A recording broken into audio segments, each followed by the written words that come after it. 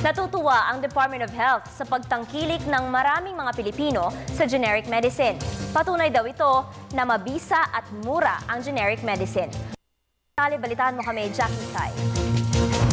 Mahigit 50 milyong Pilipino o 55% ng populasyon sa Pilipinas ang tumatangkilik sa generic medicines.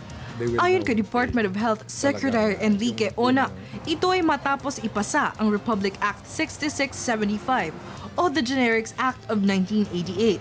25 taon nang nakalilipas, maalalang isinabatas ito, kung saan kinikilala ng mga Pilipino sa taas na 65% sa Maynila, 48% sa Luzon at 53% sa Visayas at Mindanao.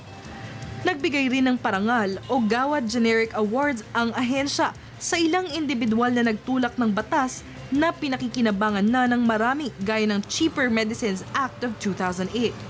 Ayon pa kay DOH Secretary Ona, 55% ang itinaas ng generic labels sa merkado, kung saan kabilang rin ang mga Filipino-owned drug manufacturing companies sa paggawa ng generic medicines.